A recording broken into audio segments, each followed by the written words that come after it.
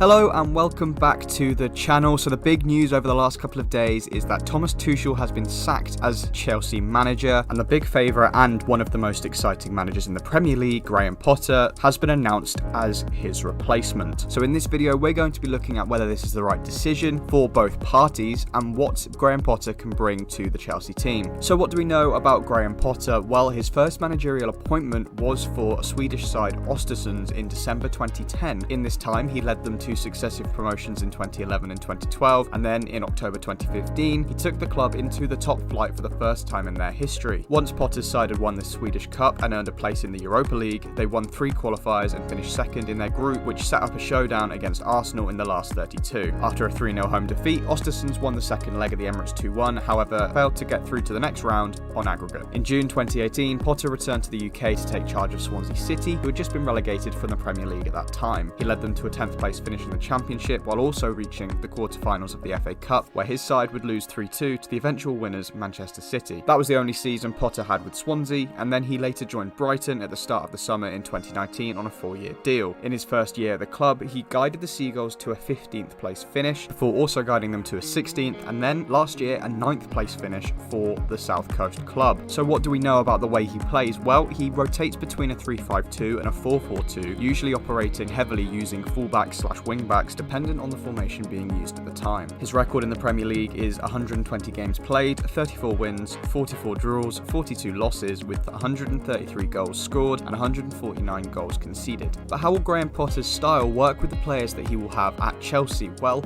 he favours an attacking tactical style, but also manages to get defensive ability out of the players when he needs it. At Brighton, Potter uses attacking-minded wing-backs such as Solly March to get the pitch and make it wider, while also providing attacking threat by going forward and going up the pitch. He prefers the wing-backs to be inverted, such as a right-footed player on the left and a left-footed player on the right, and that encourages diagonal passes being made to then again spread the pitch and to force opponents to defend wide, while also then being able to provide underlaps through the middle. While in possession, ball-playing centre-halves are encouraged to step up to limit the space that the opposition have to attack and to play their game around the opposition's press. What is quite clear under Graham Potter is that there is this insistence on playing passing triangles to make the opposition work to get the ball back and then to leave gaps which Brighton can then exploit. So this works for Chelsea as they have the players that already play with a 3 at the back system and can play in a way in which they are switched on defensively. However, the problem has been getting the goals from the forward areas, which is something I think Chelsea have identified with Graham Potter as being something that he can do to progress the club. Funnily enough, last season Brighton were known as the team that couldn't quite hit their XG. However, this season it's been very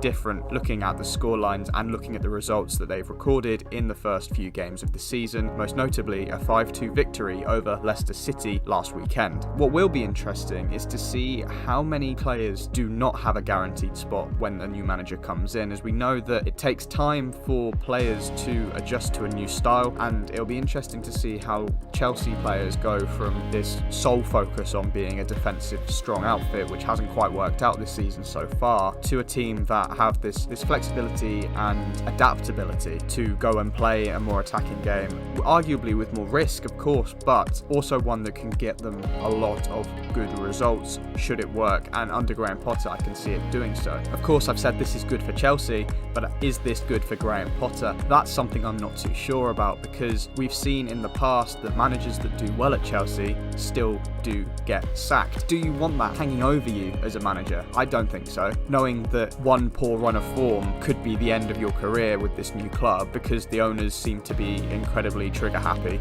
with making decisions based on a few games, as we've seen with Thomas Tuchel, a manager who won the club the Champions League, Super Cup and Club World Cup, still got sacked after being backed with £200 million worth of investment and really wasn't given the time to see if he could integrate that into the side. But of course that chapter is over, and now Chelsea fans will be hoping that the Graham Potter era is one that's much more positive moving forward. What do you think? Do you think Graham Potter is making the right decision in leaving, or do you think that maybe he